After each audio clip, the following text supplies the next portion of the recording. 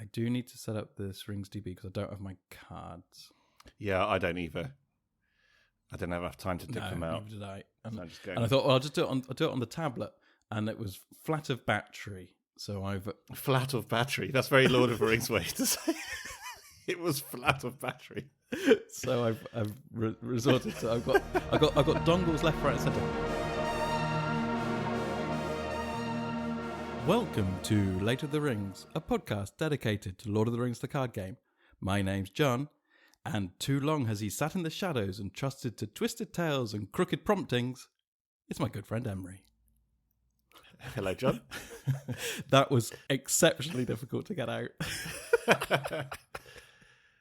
That's from the book? That's from the book, but it is paraphrased in the film. It's about Aragorn. No. This one is it's when Gandalf is saying to Theoden. Yeah, Theoden that too long as he sat in the shadows and listened to the poison of Grima, basically, and he's going to release him. But I knew I wanted to say about you sitting in the shadows, and I thought I'm still unreleased at that point. There's no Gandalf knocking on my door. And I thought I'd go to the book and I'd find the original quote because I remember it being quite poetic. But I actually, as I started saying it, I thought maybe I'd bitten off more than I could chew. Well, I was about to ask you to say it again, but maybe that's too cruel. No. Okay. No, I rehearsed it enough. I'm sure I can do it again. It's the one bit of this podcast that I rehearse. Not that anyone can tell. No.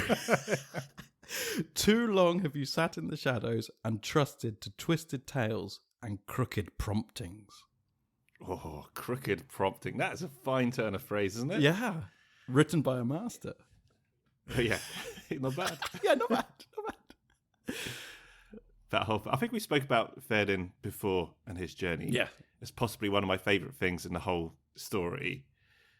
I love how they did that in the film, where there's a lovely just little moment when after he's been released and then Gandalf's sitting where Grima was and he's trying to convince him to go to war and his hand is in the same place that Grima's was. And you see Theoden notice it and you can see exactly, that's good filmmaking for me, just absolutely. You don't have to say it, it's just you know exactly what he's thinking. He's paranoid about exactly who about crooked promptings. Who is he taking counsel from and why why should he believe this tongue or indeed worm tongue? I mean, the clue is in the name, really, isn't it? Yeah, even if he wasn't called Wormtongue, which is obviously enough, he's called Grima as well. It's like, Jesus. Yeah, I think I'll take some advice from this guy. Yeah. The guy who played Grima Wormtongue is that Brad Dourif? fantastic. Brad Dourif? Is that yeah? He was in One Flew Over the Cuckoo's Nest. That's right. Yeah. And the lady just passed away, actually, the one who played Nurse Ratched, who's one of the, I know everyone says it, but it's true, is one of the great screen kind of villains of all time. That's one of my favourite films, and one of my favourite books, actually. The book is unbelievable. It's sensational. Yeah, it's really a terrific book. Yeah. I actually haven't read it since I was at school, when I foolishly decided I'd do a study of psychology, and we were given that as a book to read as a sort of introduction into sort of the history of psychology, and then a massive tome of actual science. We'll start with the fun bit. Oh, this is good. Oh, this is going to be great. And then I soon dropped out of that class. Yeah, no, that was the end of that. CG in that first. Yeah, we read a great book. We actually watched the film as well. I thought this is going to be easy street, and it turns out that there's a whole science in there. I'd say we talk about Lord of the Rings and One Flew Over the Cuckoo's Nest. I think they're two of the best films adapted from books that I've seen. Where I've read the book and seen the film. 99 times out of 100, the book's better. Yeah. And I'd even say the book is better on both of those, just because the books are so good. Yeah. But I think there are two occasions where the film, those films could not have been made possibly any better than they were made, if you know what I mean. I thought One Flew Over the Cuckoo's Nest, it really captured, I really felt I was in the book, actually, when I was watching that film. It was a real masterwork, I think. And isn't Brad Dourif, I don't know if I'm pronouncing his surname correctly. He's also, isn't he the voice of Chucky? And actually, the books of Child's Play are actually amazing. No, I've never seen any of those Chucky films. I've seen adverts for them, and I know what it looks like, and I thought that is not for me. Well, I know you're not a massive horror fan, but what you should do, if you've got a spare sort of 90 minutes and you just want a bit of a wild ride, is jump to some of the later ones where it's not horror at all. It's just silliness, like Bride of Chucky and Seed of Chucky. They are absolutely... Seed of Chucky? I don't want to know anything about that. Basically, where your mind went is correct. Oh, no. I thought I was just making some seedy joke in inverted commas, but yeah, it's actually true. I'll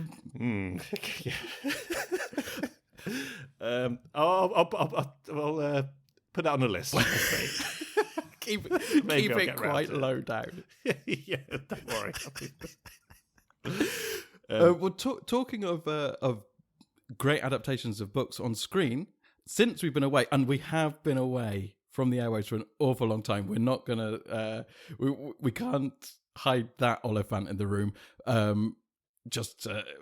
We've both been incredibly busy. 2022 has been a year of ups and downs for both of us. So, but dear listener, do not fear. We are not retiring this podcast. We record basically whenever we get the possibility to do so. At the moment, that is about once every 3 months. It's true. Time is passing for us like it does for elves. Yes. Hopefully that doesn't slip to Ents, because otherwise... I'm quite Entish in many ways. But yeah, we have been away a long time. But no, let's not make any promises. No. But I think we should, he says, be able to record a bit more regularly going forward. But I think we said that before as well. We've attempted that before, but as this year has proven, we absolutely should not make any more false promises. Yeah. And you started that by saying, talking of adaptations. Oh, yeah, I was going to say... What could you possibly have had in mind? Well, since we've been away, the Sandman adaptation has been released, which we've both been excited for many, many moons. Yes. I thought you were going to go somewhere else, actually. Yes. But yes, let's talk about that. I know where you thought we were going to go. Yeah. And we'll go there in a second. But I just thought I'd mention Sandman because you said about 2 fantastic adaptations of book to screen. And we won't go into depth about Sandman because, of course, we are a Lord of the Rings podcast and we mustn't go too far into our other passions. But I think people are aware that we both love that book very, very much. And we were both, let's say, a little bit trepidation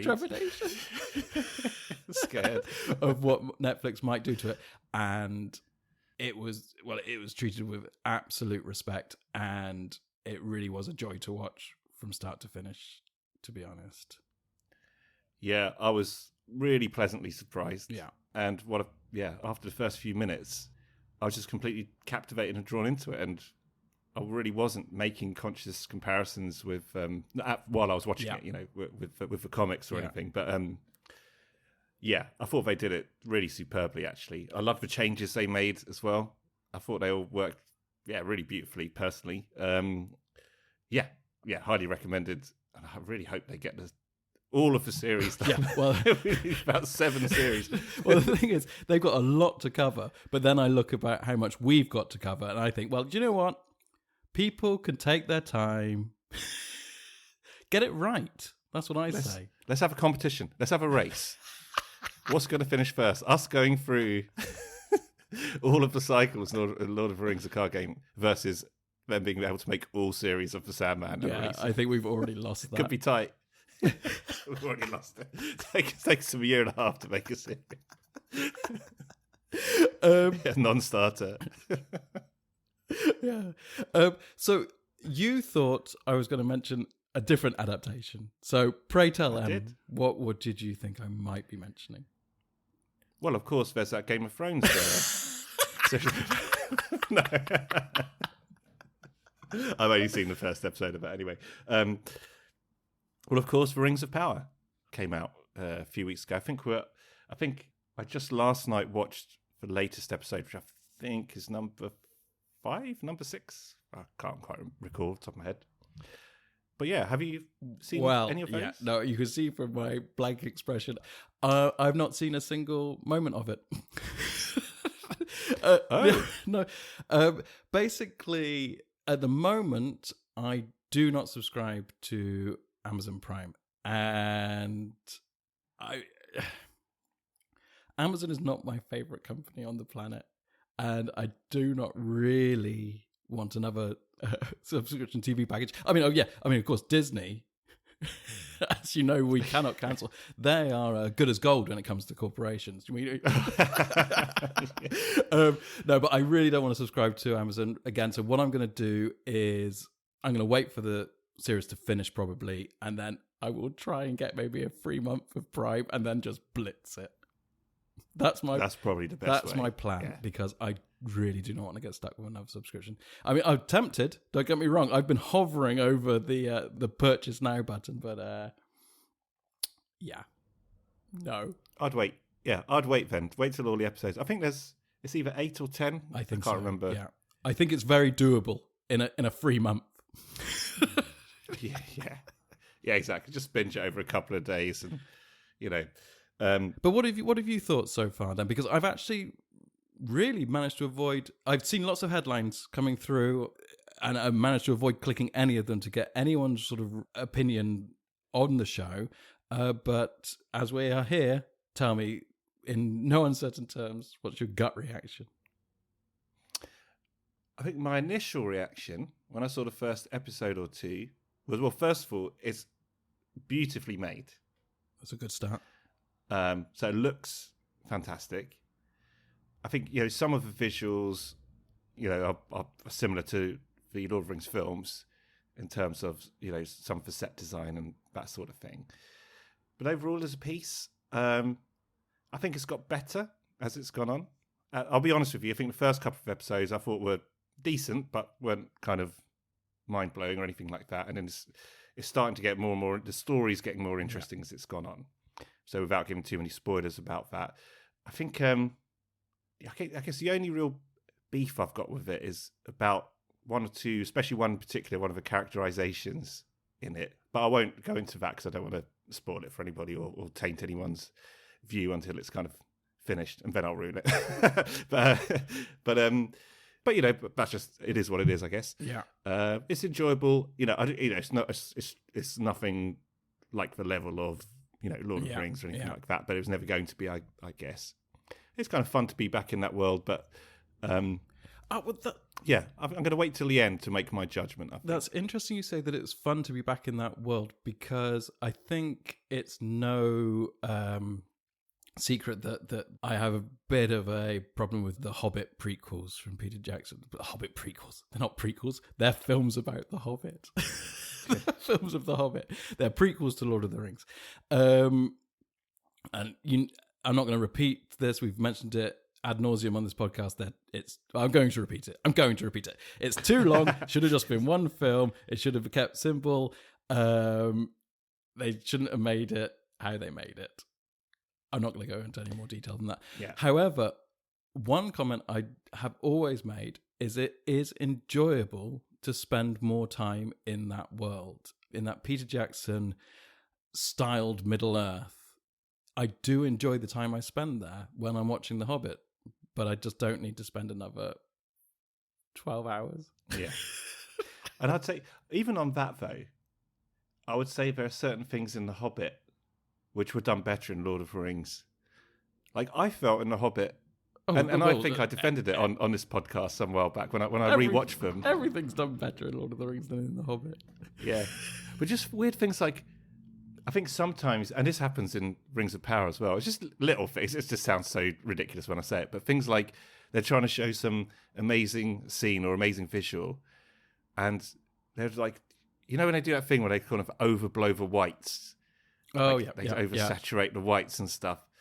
Even Spielberg did that in a whole bunch of his films in the 2000s, didn't he? And I don't know, it just seems a bit, it makes it feel more fantastical than real, if you know what I mean. And I think that's one thing they really, really nailed in Lord of the Rings was, okay, obviously some fantasy world, but it felt gritty and earthy, and even though it had these beautiful set pieces as well, you really got to feel that it was a real place with a huge geography. Yeah, I absolutely agree with that completely. Yeah, and that's really hard to do, actually, to do that well. And I think they kind of did it in the Hobbit, but not quite as well. And they've kind of done it in Rings of Power, but not quite as well, in my opinion. But the thing with the Hobbit is that Here we go. I would have loved it to have been one film, and it could have been quite a long film, but I'd loved it to have been one film, and I wouldn't have minded it feeling a bit more, well, for want of a better word, family movie. Well, yeah, just a sort of a fantasy piece. So because a fun adventure film. Exactly, and because that's what a book is. And even inside Lord of the Rings, the story of The Hobbit is Bilbo's recollection of it. So it could still be this crazy thing with there's songs sung by Goblin Kings, not David Bowie, throughout it, and have all that. And they did have that in the Hobbit movies, but they also tried to mix in these really sort of kind of like heavy, serious angles, which were, kind of trying to appeal to that Lord of the Rings audience in the same sort of way as you're discussing now, like that real sort of gritty, hard world, but in amongst songs not by David Bowie as the Goblin King. No, I totally agree. So I think one thing we said before, and this is where the Sandman, for example, succeeded. We've mentioned this before as well. I think the key thing is always to capture the spirit of that source material. And if you really dive into it and you get that, then somehow by some kind of weird magic that does translate onto the screen. That's what happened with Lord of the Rings. And I think with The Hobbit, why it didn't quite do that is exactly why you say, because it isn't an extension of Lord of the Rings, The Hobbit. It's obviously written before Lord of the Rings, and it's very much more a book aimed at a younger audience. Well, I think it was written for Tolkien's son, I think. Oh, was it? Okay, well, there you go. Yeah, and it reads like that. And I think if you were going to really do it faithfully, then that's how you'd portray it, I think.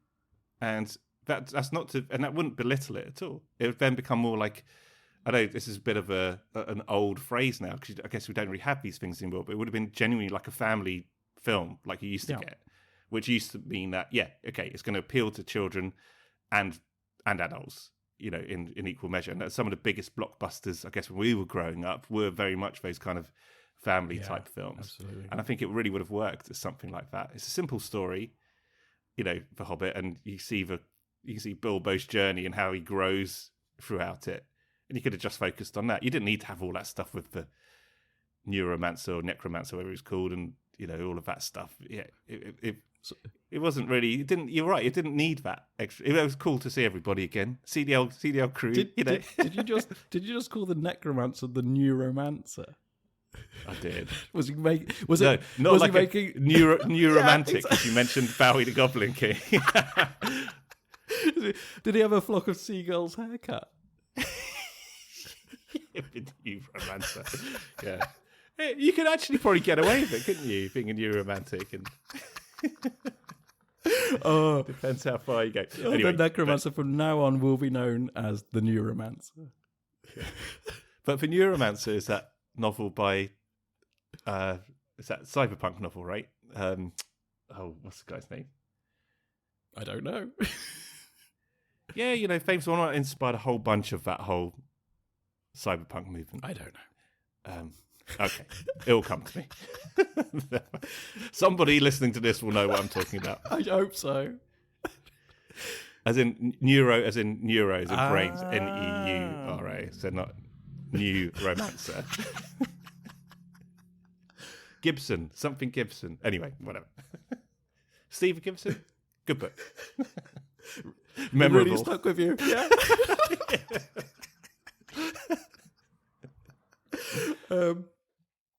You did just remind me of something else. Then what was it though? That's come from my brain.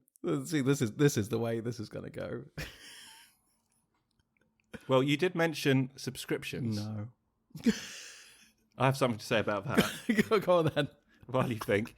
So, obviously, my ongoing saga with cancelling my Disney subscription, I was hovering like you were almost buying the Amazon one. I was about to delete the Disney one because I thought I've seen it everything I need to. I'm not that overly interested in the Star Wars stuff anymore, really. Yeah. Whatever.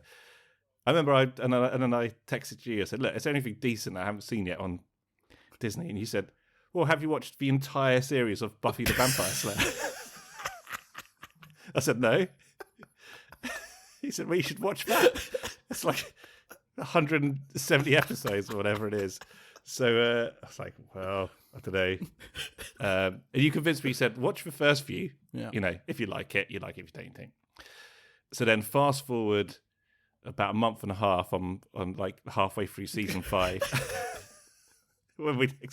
And since then, I've now completed it. I watched the entire series in about 3 months or 2.5 months or something. It was ridiculous. Very, very impressive. And I thought it wasn't going to appeal to me at all. I thought it's just going to be some kind of, teen, boring kind of thing. But you know what? It was. I don't know. I told you this, but it made me laugh out loud almost without fail every single episode. It was so well written and so well put together and so tongue in cheek about what it's doing. Yeah. And it's not my, I'm not into like vampires and like, high school stuff or whatever, but it was really, really, really good. So thank you, John. That was a good recommendation. Yeah. And I still haven't cancelled my Disney subscription. Oh, of course. No, well, we could. Well, I certainly could do a whole new podcast about Buffy. I mean, for me, it's up there with one of the greatest TV shows of all time. But as you are aware, that is my opinion. That's why I pushed you to. I wasn't just working for Disney and decided to find what show has the most number of episodes. Hold on a minute. Hold on a second. So you're saying watch this entire series on Disney, but don't go to Amazon because they're evil. Maybe you do work for. I'll just figure something out. But I would say one last thing I'll say on that as well is there is one episode of that which I thought hands down is honestly one of the greatest 40 minutes of TV I've ever seen. It was incredible. But again, I don't want to spoil it for anyone. But it was one in series 5. What a beautiful bit of podcasting that is. Yeah, I thought so. So it's worth going through the first 5 seasons just to get to that one. And then you'll know. I actually think it would work as a standalone piece, to be honest. You could not know anything about it and watch that, and it would work. It's such a... Oh, yeah, it was quite wonderful. There you go. Right, well, after that review of a single episode of Buffy... of which I said nothing, apart from it was really good. Shall we move on to... The episode's called The Body. That's what it's called. I just read. Oh, I knew which one you were talking about. I thought you just didn't even want to... Well, just in case. Yeah, you know how much I hate spoilers. There might be one in a million chance somebody somewhere is going to, at some point, watch this defunct show that ran from 1997 or whatever it was to 2002. And get through all the way to season 5 and remember the spoilers, which I said on this random podcast 4 years previously. But for that one in a million person, it's doing it for you. Okay. Shall we try and start this podcast? Let's go. Okay. So this is a non-spoilery episode. Especially when it comes to Buffy episodes, but also when it comes to Lord of the Rings, the card game. So we will be discussing some player cards, and we will be discussing player cards from the Dwarrowdelf cycle. And I think today we are going to take a look at all of the leadership cards that come in that cycle. So, where shall we begin today, Am? Should we go old school?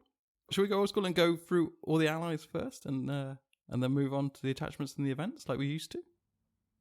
Yeah. I guess the other... What was the other... Oh, we used to do random shuffle. Go random. Oh, well, I think it's just leadership. Maybe let's do it in some kind of logical order this time. Okay, well, you come to the wrong podcast. Let's go with allies. Okay. Would you like to pick one? Actually, I think... we only have 2 allies. No. There's 3 allies. 3 allies. So. Well, there's one who I really like. Start with that one. Shall I start with that one? Okay. All right, we're going to go straight in with the Longbeard Elder. Oh, yes. So it's a dwarf. He costs 3. Quest for 2. Hits for 1. Got shield of 1. Got 2 hit points. And he has a response. After the Longbeard Elder commits to a quest, look at the top card of the encounter deck. If that card is a location, press 1 progress token on the current quest. Otherwise, Longbeard Elder gets -1. Willpower. What's the word? -1. Otherwise, Longbeard Elder gets minus. Out of practice here. Do the response again, because I think you said press 1 progress token as well, rather than place. But I think you should press it. Just press it down because it's so satisfying. Okay. So he has a response. After Longbeard Elder commits to a quest, look at the top card of the encounter deck. If that card is a location, press 1. My God. Jesus Christ. What is going on? All right. That's unprecedented. Ladies and gentlemen, for Longbeard Elder. Okay. Response. So Longbeard Elder, he has a response. After Longbeard Elder commits to a quest, look at the top card of the encounter deck. If that card is a location, place 1 progress token on the current quest. Otherwise, Longbeard Elder gets -1 willpower until the end of the phase. Hooray! Hooray. So this guy, I really, really, really like this guy. Because, well, you've got 2 parts to that response. You got look at the top card of the encounter deck. And the second part is, if it's a location, you get to put 1 progress token on the current quest. Otherwise, Longbeard Elder gets -1 until the end of the phase on the questing, right? But it's really the first part. You get to see what's on top of the encounter deck. So how I've played this guy before is, if I'm committed to a quest, if I got this guy out, I'll commit him straight away. Look at what's coming from the encounter deck, and then you can essentially plan all of your questing around that. So regardless of even if you get the bonus of being able to place 1 progress token on a current quest, if it's a location, you can still plan the rest of your move. Now this works. Uh-oh. What do you mean? Now, you may be playing this slightly wrong. You may be inadvertently cheating here. No. But you may not be as well. So when you say you can plan what else you're going to do, in a way you're correct, as in you will be able to, it's a way of scrying the encounter deck. You're absolutely right there. So you can see what's coming up next, and that's terrific. But you could not plan who else to commit to the quest. Because when you commit characters to a quest, everyone exhausts at the same time. You commit everyone at once. So that response happens once everyone is committed to the quest. So you couldn't say, oh, I'm going to commit Longbeard Elder to the quest, exhaust him, look at the encounter deck, and then go, oh, it's only got 1 threat on it. I will not exhaust anyone else to quest. Or inversely, go, oh my God, I'm going to really need to power through questing. I better now quest a bunch of other characters as well. Everyone has to commit to the quest at once. Okay, this guy's not my favorite anymore. But then, for me, that doesn't make sense with his theming at all, because, you look at the card, here's a guy who's gone down, he's got the lantern, he's checking where you're going, right? Well, he's still doing that.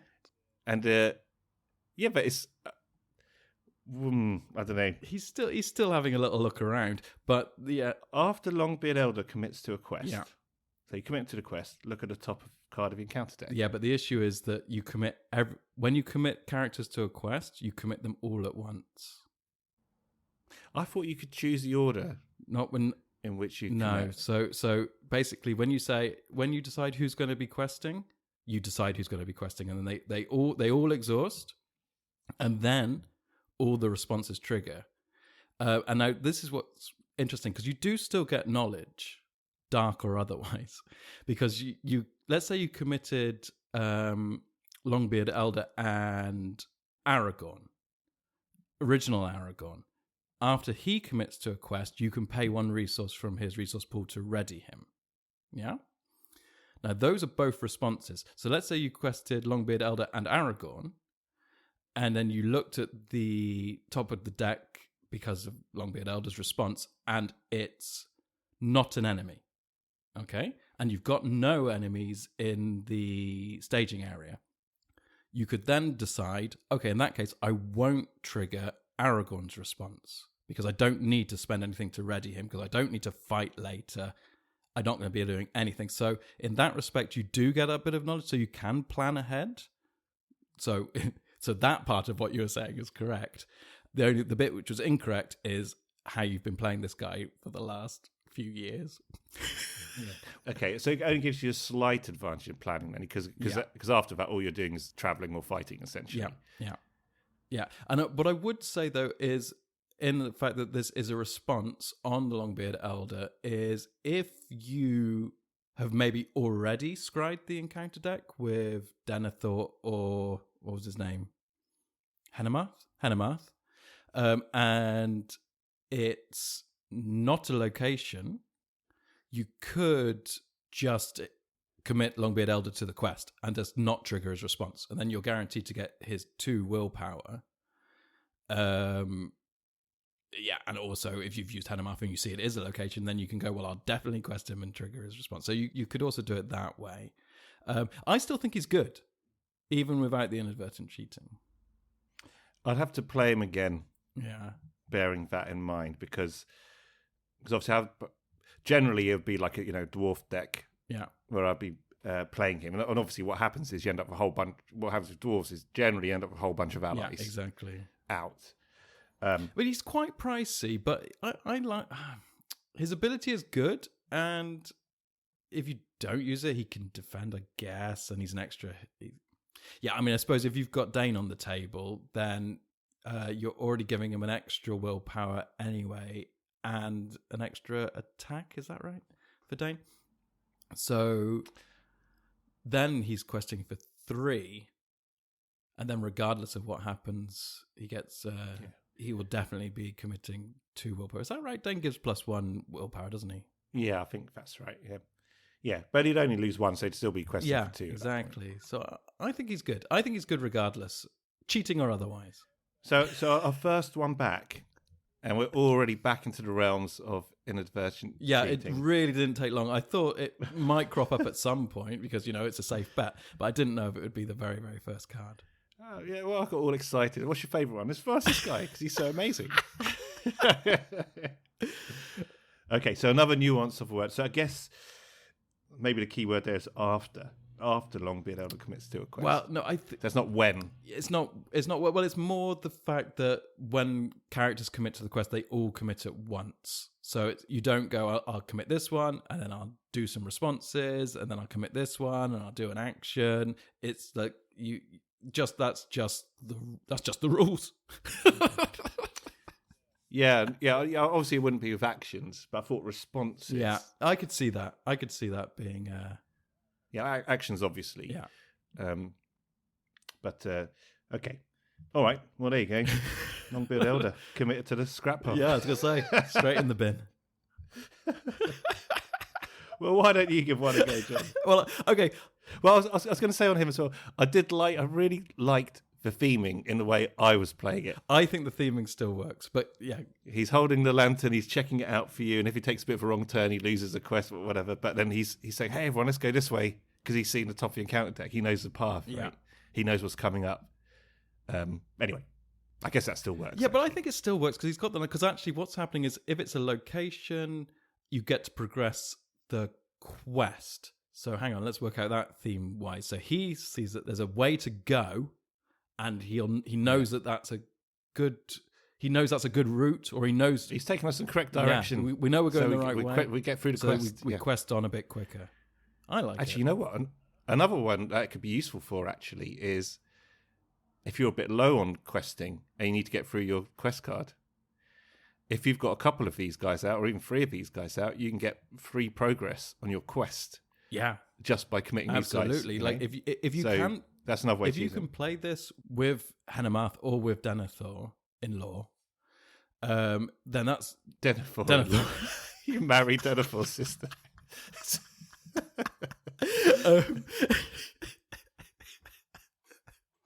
And then you really can, if you like I say, if you get a few of these on the table, you can really plow through, because if you see it's an enemy or a treachery, you don't trigger the response, then you're getting 2 willpower at 6 least, or 9. 6, Oh, yeah. and then maybe 9 if you've got Dane on the table. Dane.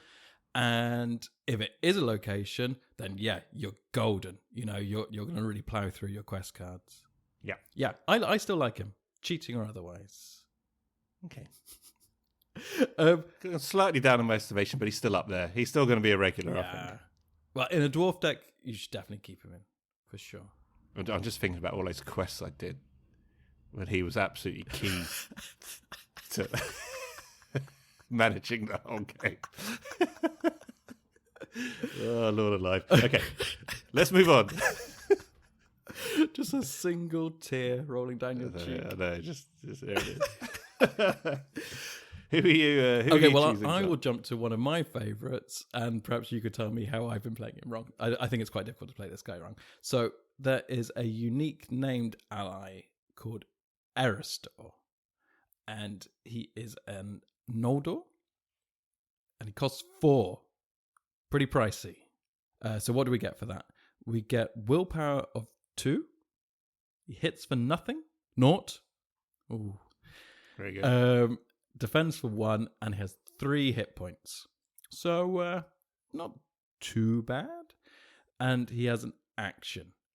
So it's choose and discard 1 card from your hand to draw 1 card. Limit once per round. Now, I think, for a start, I love to churn through my decks and draw cards. That is fun for me. But you might go, it's pretty pricey, and you only get to do it once. But what's great about this guy, I think, is it's just an action that exists. There's no exhausting of Eristor. It just sits there as an action for whenever you want to play it. And how many times do you play this game and you go, oh, if only I had this card or that card, and maybe it's the next card in the deck, and if only I could just get that now.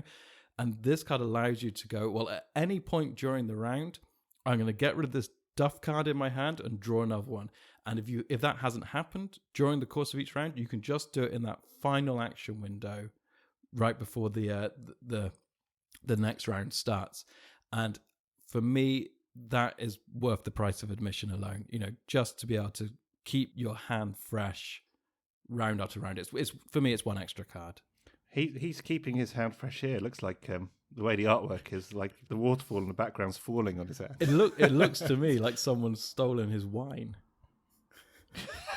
Or brandy, yeah. Yes. That's fantastic artwork. There. Yeah, it's beautiful. The guy, the other elf. Yeah, he's obviously holding court here, giving his wisdomed opinion. The other good thing about that action as well is, I think in leadership, you do have quite a few. That's probably the one where you have the most duff cards, because Steward of Gondor, for instance, Celebrian Stone, all of those. There's some others as well, which are kind of unique. Yeah. And you tend to put 3 of them in your deck just to increase your chance of getting them. But then you end up with 2 Steward of Gondor, for example, just sitting around for the whole game, just not doing anything, unless you got you can maybe, if you've got Eowyn around, you can burn a card or something like that. But generally they just sit in your hand, don't they? And this is perfect for something like that. And I think you're right, for the price it is probably worth it. If you can get them out early, especially, I think, definitely really worth it. Well, you mentioned Steward of Gondor, of course, that's a leadership staple, of course, so therefore there's a high chance that you will have the resources to pay for him. So if you can get him out early, he quests for 2, which I think is terrific. So you can quest with him, he'll be exhausted, but that doesn't mean that his action can't trigger later. I really think he is super, super handy. Can you trigger his action when he's exhausted? Yeah, absolutely. Yeah, because so it doesn't matter whether he's exhausted or not. No. Right? So the action's just an action. Exactly. It's great. It's perfect. I've just seen that artwork is by somebody called Magali Villeneuve. Oh. She's done it again. Madame Villeneuve. Oh, so good. Yeah, so good. Very good.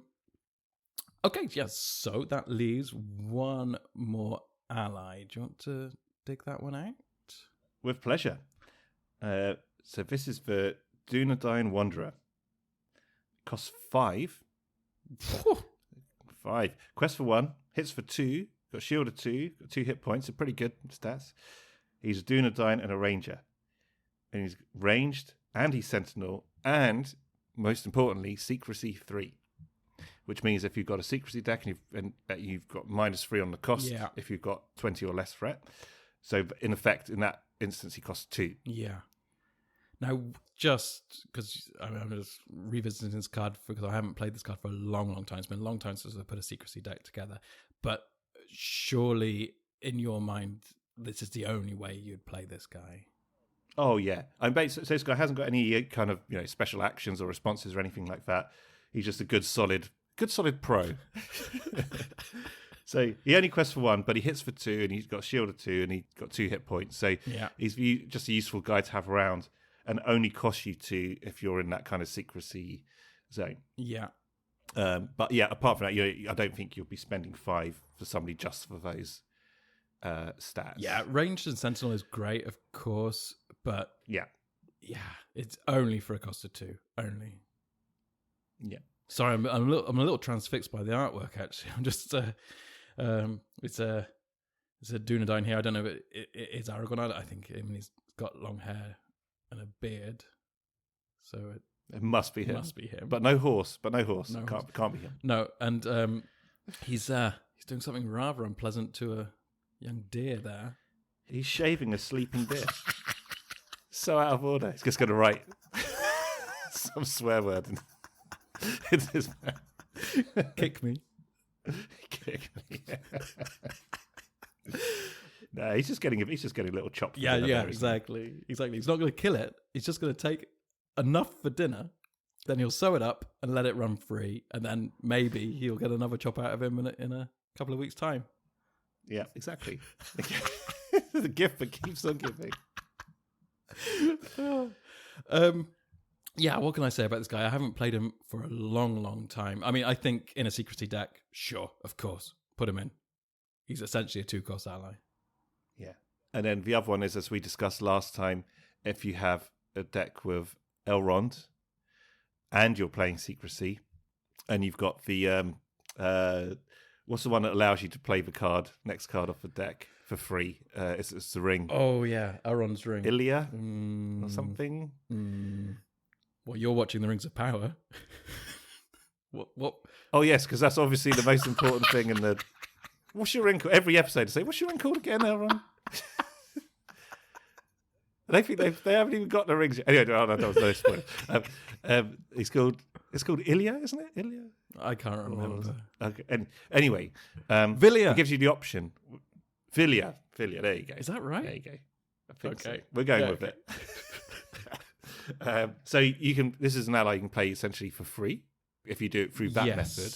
But also, if you're also playing secrecy with Elrond, then you've got the secrecy option as well. So, and it only costs you 2. So I have used this guy on. He's never like a critical guy, but he's often just a useful guy to have around, getting the scrap basically. Yeah, I am scared of that cost.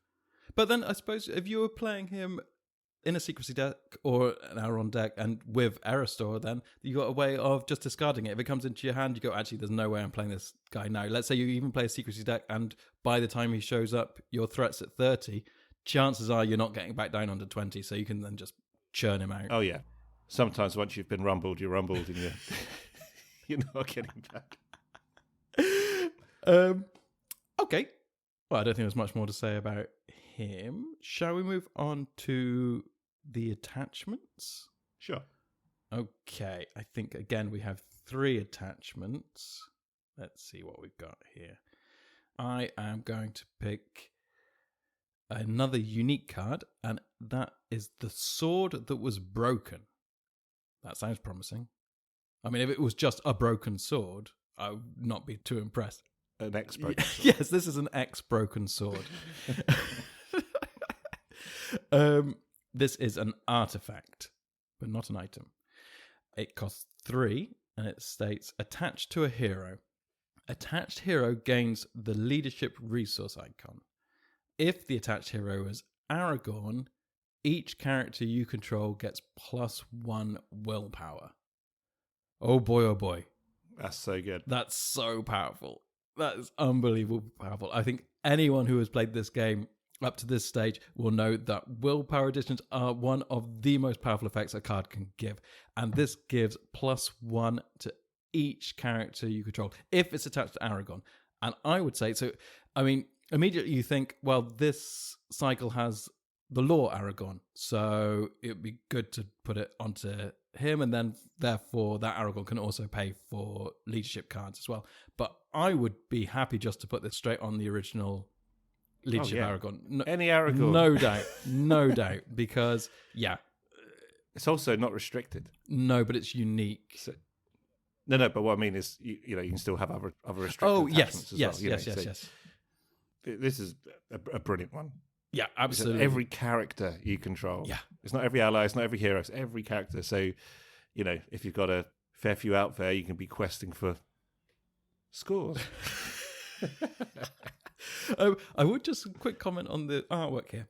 We said this was the sword that was broken, but it does appear to be still semi-broken in this image. I mean, it seems that the shards have been put together, but they're yet to put the handle on. I mean, that would be pretty uncomfortable to use at this stage. I think this is a shot from when it's sort of work in progress. I should hope so. So this is one elf saying to him, "Hey, look, I fixed the top part of this. Can you get the hilt sorted, please?" There's still a clear breakage at the bottom. If I was to take my sword in to be fixed, and this is how it was presented back to me, I would. It's perfectly usable. You just need to hold it with this velvet handkerchief. Yeah, I'll be very careful if you're swinging it about. But and be careful, it's still sharp. I always thought, like, in the film, when Boromir cuts his finger, I just thought, you need to get some antiseptic on that pretty quick. That sword is old. Who knows what germs are living on that thing? Come on. It's just a little prick. It was poor old Boromir. He had so many issues. Do you know what I love in that scene?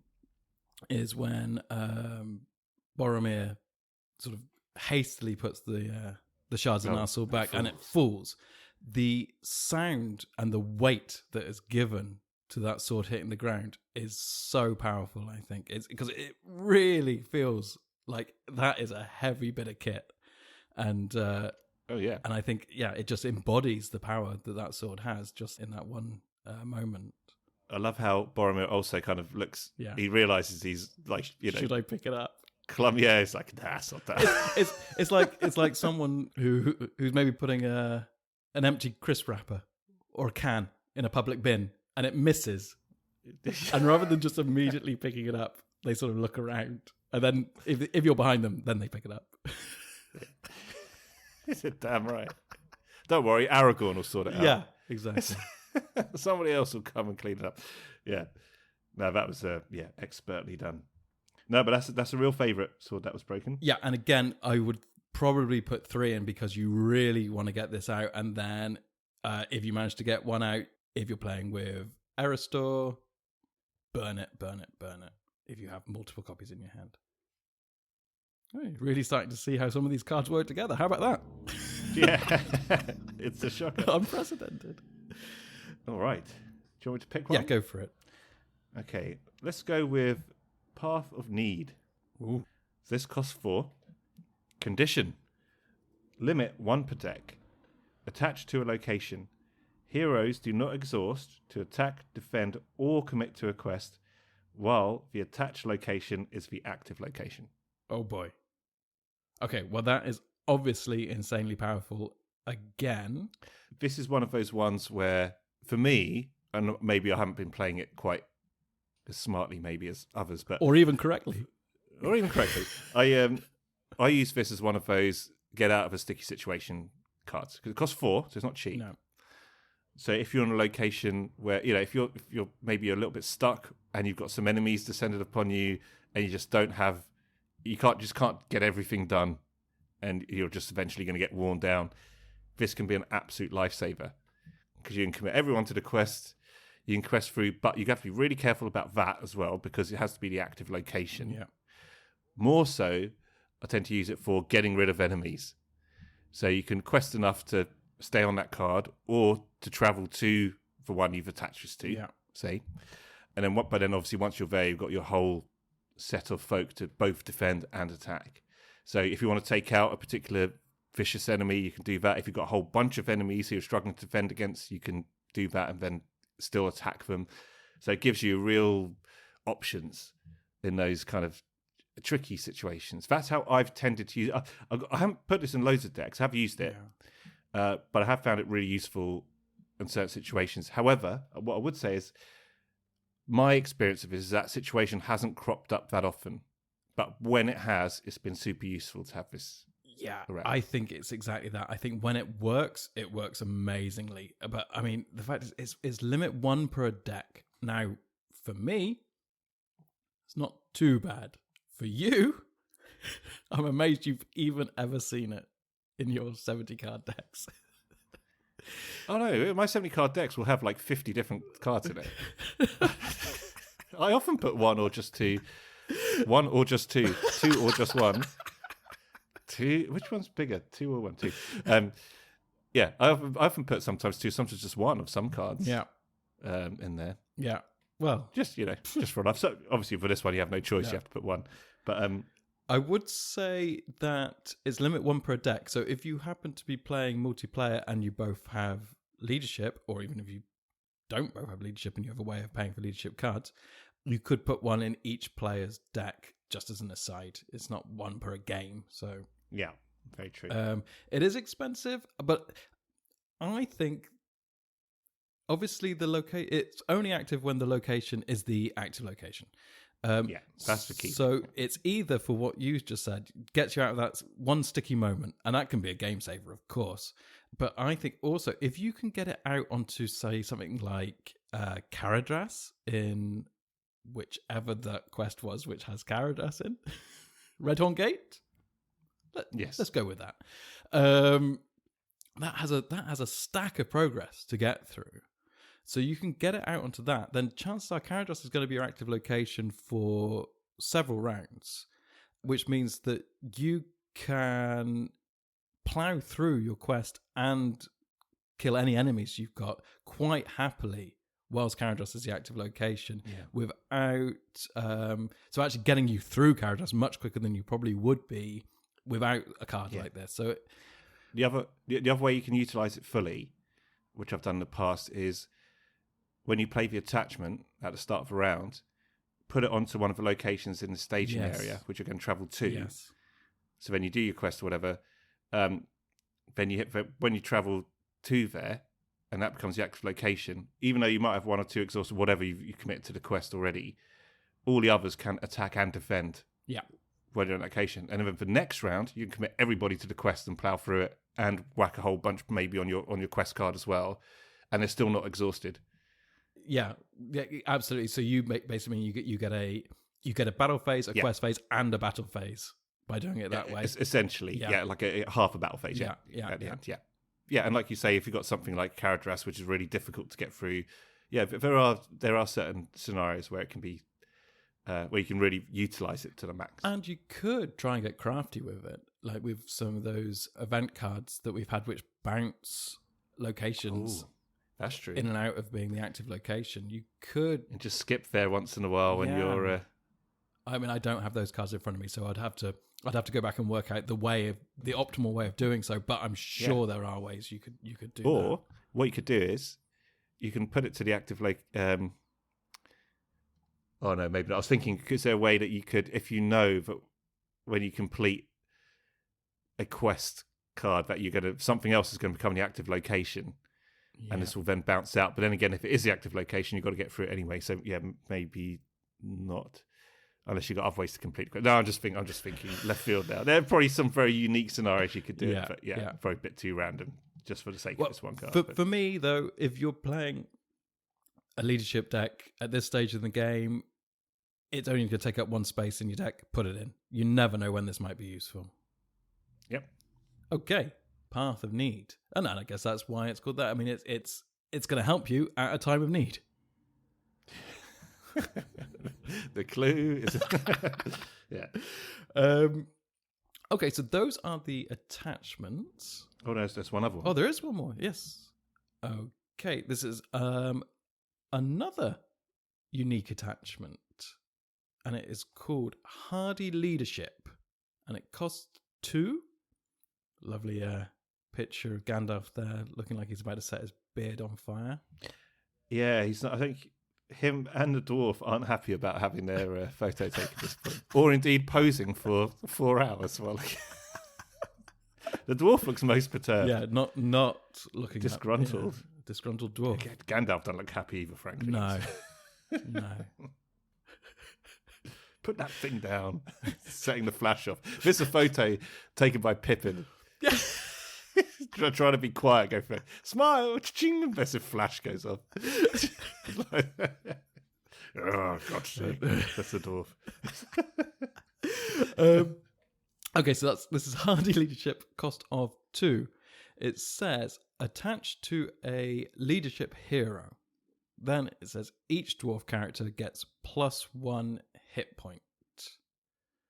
Okay, well, I think what's important here is it's attached to a leadership hero. It's not attached to a dwarf hero, or in fact, a leadership dwarf hero. It's just a leadership hero. So if by chance you're running a dwarf deck with leadership and not including Dane, I mean, it's possible, I suppose. Or you have Dane and another leader. Yeah. But it's not like, again, it's not restricted, so you could just put it on Dane. Anyway, it doesn't matter. Basically, it does show that you can put this onto any leadership hero. Should you be running dwarfs and not have a dwarf hero, not have a dwarf leadership hero, I should say. And then each dwarf character gets +1 hit point.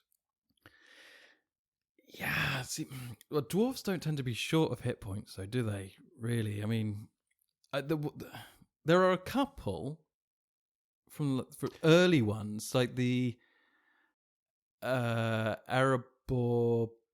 Record Keeper, Map Maker. Those guys, the guys from Erebor, I think they have no hit points, if memory serves. Oh, sorry, no. They're dead. They have 1 hit. They only have 1 hit point and no defense or something like that. So actually an extra hit point there is very useful, because any direct damage that comes off of the encounter deck tends to just clear them off the board. I think it's pretty great, to be honest. And aren't there a couple of dwarf characters who, the more hit points they have, I think of Gimli, and there's another one as well. Gloin. The more hit points they have, the more they hit for. Oh, well, those berserker style guys, or whatever they were called. Gimli for sure. Sure. So that's if you've got Gimli around, that's already an extra one. An extra one for Gimli. You can get on him, and he can hit for one more. I think for the cost of 2, if you've got a dwarf deck, if you end up with 10 dwarves on the table and they've all got 1 extra hit point, that can be. Oh, it doesn't hurt. Life and I say that can be life and death. Yeah. I think for the cost of 2, this is top value. I'd say top value. Well, I do think it's super duper value. And can I say something else as well? It's not each dwarf character you control; it's each dwarf character. So if you're playing multiplayer, you got one of these. Every single dwarf on the table gets +1, and if you attach this to a dwarf itself gets +1. Well, no, the dwarf would get it anyway. Yeah, that's what I mean. So it's like this is. I think for 2, I think this is a great card, personally. I agree. I mean, I was a little skeptical because dwarfs don't tend to really struggle when it comes to hit points, but I think that for the cost of 2, put it in for sure. And yeah, it's unique, but repeating myself, play it with Aristor, and then if you get extras in your hand, just burn them out, just swap them out. Yeah. And then the other thing is, when you get things like no. What are the cards called? The nasty cards, like event style cards off the encounter deck. Treacheries, thank you. I have absolutely my back. When you get a treachery, sometimes it says put 2 damage to each exhausted character or whatever. Direct damage. I just said that. Okay, there you go. So there you go. I'm agreeing with you. I'm agreeing with you. So it's great. No, For two. for direct damage, absolutely. I agree with you. I agree with you agreeing with me. Good. When we are in agreement. It sounds we're out of practice here. No. We're getting it. No one's noticed. Keep going. Okay, so that is all the attachments. So I think we have quite a bunch of events actually here. Do you want to just pick one? Okay, I'm gonna pick one at random. Okay. I'm gonna go with the Lure of Moria. Yeah, how about that? Okay. Oh, I remember this one. I love this one. Nice and simple event. It costs 3. Action. Ready all dwarf characters. The end. Again, could be an absolute lifesaver. This. So you've exhausted people to defend or whatever, or you've had to, and you need to get rid of an enemy. You can use this, get rid of that enemy, boom, you're done. Or you've exhausted people to quest. You need to be able to defend. Same thing. Whatever. Yeah, there's a couple of ways you can play this. I pretty much always put this in if I'm playing dwarves. Well, actually, it does depend on the quest too, to be honest with you. But yeah, nice and simple card. I think it's pretty terrific. Yeah, I mean, as we've talked about many times, like the dwarf decks, you have so many dwarfs on the table often that just to be able to ready all of them in one hit, it's terrific. Yeah, really. Quite expensive, I suppose, but the effect is huge, and we're in leadership, so hey, we're rich.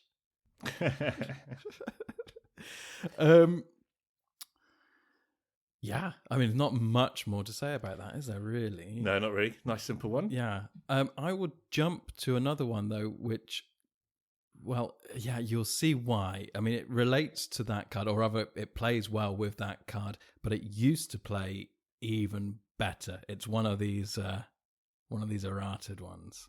Oh. So there's an event called We Are Not Idle. Cost of naught. As Michael Jackson famously said. Yeah, but he is idle. I haven't heard anything from him for ages. Just lazy. Okay.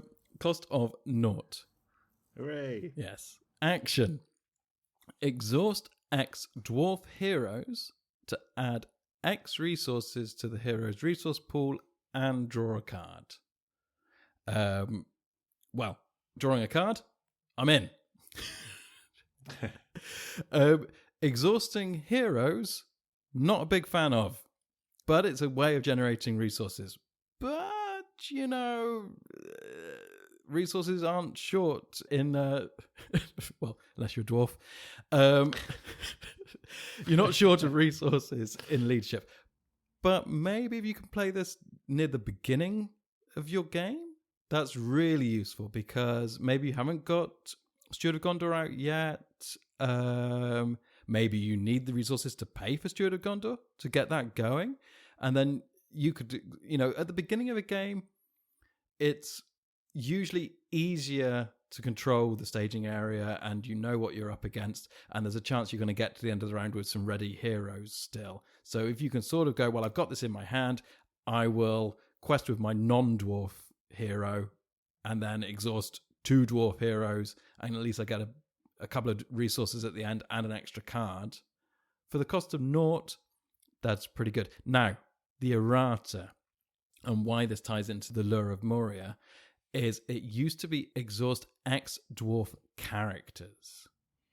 Yeah, that's what it should be. Well, what, for a cost of naught? No, but the thing is, it's ridiculous in combination with the Lure of Moria that if you could ready all of your dwarfs and then exhaust all of them and get like 10 resources and then an extra card for playing We Are Not Idle, it was just insanely powerful. And I think, although I can't quote it exactly, I think there was sort of an infinite loop that was possible with another card where you could just keep on recycling.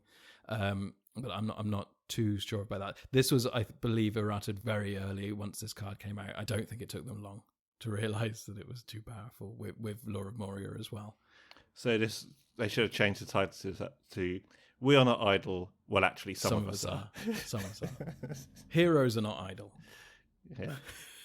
You see, it's just feeding into the hero entitlement. I would also say, does that work?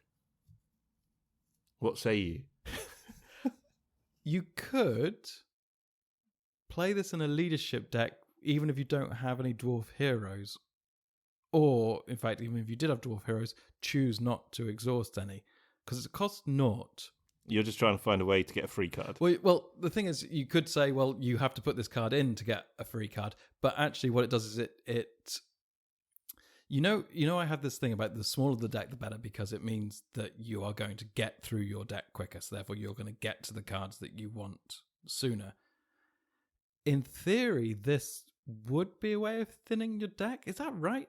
Say you had 50 cards and you had 3 of these in, and even if you don't have dwarf heroes, you draw this card, costs you nothing, so you immediately play the action, discard it, and take the next card. Yeah, so basically you're giving yourself a 47-card deck. Advantage being, just to make it more concise. Yeah, exactly. No. You want to go the other way. Yeah, the look. Why do you want less? The look of disgust on your face. Then. No. Well, for me, I think that is actually quite interesting. I mean, it's a tiny advantage. Have you been in a situation where you run out of cards? Once or twice. I have. Once or twice, but it doesn't happen. Yeah, it is horrible. I mean, usually it's because I thought, what happens at the end? Do you use like the encounter deck? You just like then shuffle your disc? No, it's not. It's gone. the end. It's gone. I think we had that discussion before. I mean, usually it's happened when I've had a deck which has been completely geared into drawing cards. So I've run out of cards, but most of them are in my hand. Yeah. Oh, yeah. Well, the danger of a card like this is, I remember when at the beginning, it took me a long time to get into lore and into card draw generally. And when I eventually saw the plus sides of that, when I eventually got exploring that, I made this deck which was all about card draw, right? Yeah. And what happened was, I had all of these cards that allowed me to draw more cards, and I drew those cards, and they were cards that allowed me to draw more cards. And there was nothing useful in my deck at all. It's just like if I had all the cards. You had all the cards. Completely useless. It was like, okay, I think I see how this balance Yeah, goes. you've got to find a bit of a healthy balance there. Yeah. Definitely put in some cards that do things.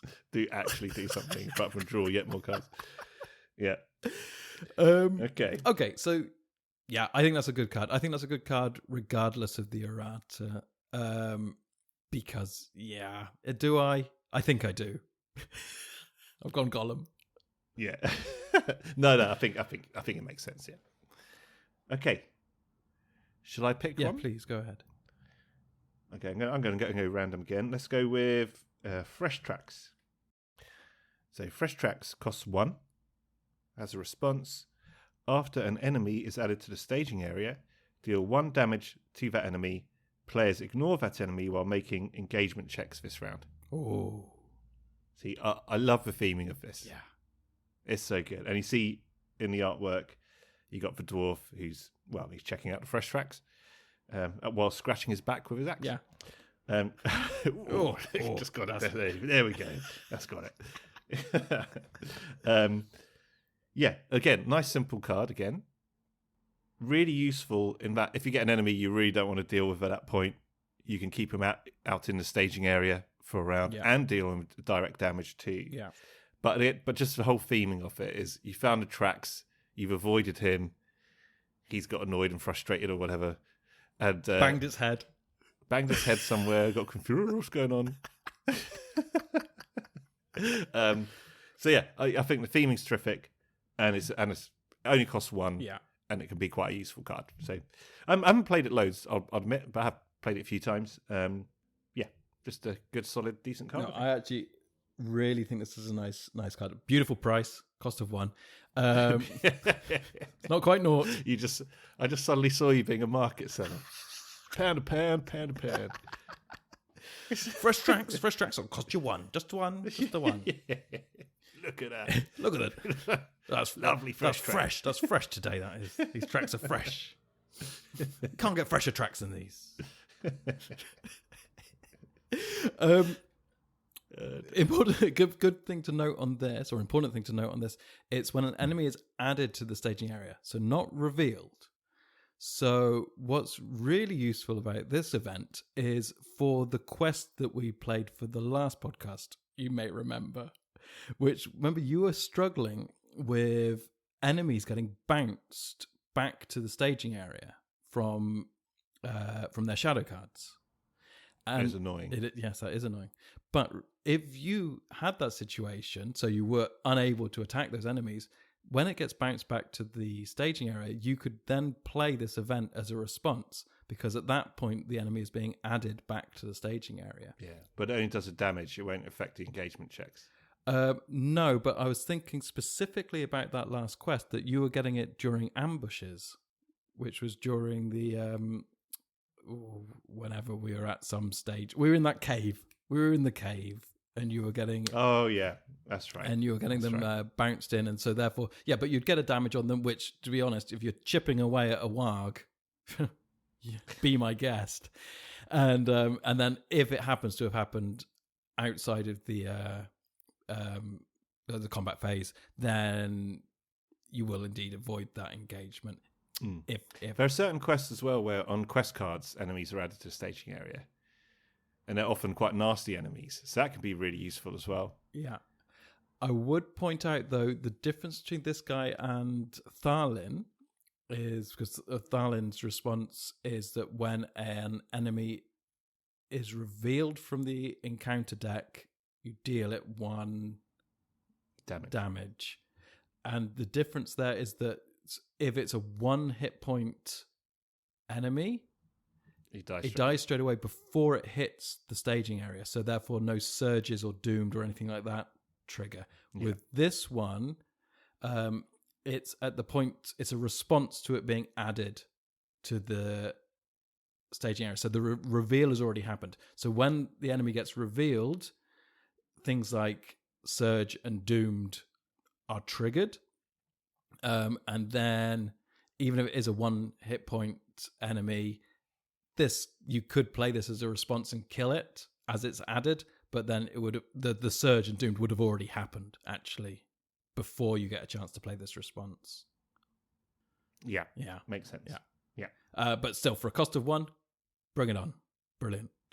Bring it on. Fresh tracks. I'll tell you what. Actually, if you're playing a deck with Tharlin, if you're playing a leadership tactics deck, then that's nice. You could basically clear out any nasty 2 hit point enemies as they get revealed. Yeah. Food. Food. That's right. And if you had who's my favourite? What's he called? Theoden, who can attack in the staging area. Theodred. Sorry, Theodred. Yep. You can dispatch some of these enemies before. Yeah. Nice. So do the damage with Tharlin, do the damage with his card, attack him with. So yes, you can basically get 2 plus whatever he can do before the guy can even attack. Yeah, cool. Yeah, very nice. Great. Nice. Yeah, no, that's a very nice card. I like that one a lot. Okay, let's jump. I'm just going to pick one at random as well. So we have Grave Ken.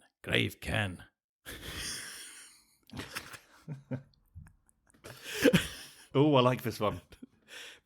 Please forgive my accent there. You just sounded dwarfish. It was fine. Fine. You'll be pleased to know all of the dwarves in Rings of Power, and this won't be a spoiler, but so far I think they've all had Scottish accents. Okay, I am pleased to hear that. Just so, although I can't think of any other logic as to the accents of the other people as to where they're from geographically. Okay. Just something to bear in mind. Not as bad as Game of Thrones, though, where you got like the 2 guys from what's the name of the main city, the capital? That place, the capital. Yeah, King's Landing. King's Landing. Is that right? And then you got the 2. Do you remember when you got the Onion Knight or whatever he's called, and he saves that sort of young guy from his fate. Anyway, they got on really well, and they figure out that they're both from like 2 streets away from one another where they grew up in King's Landing.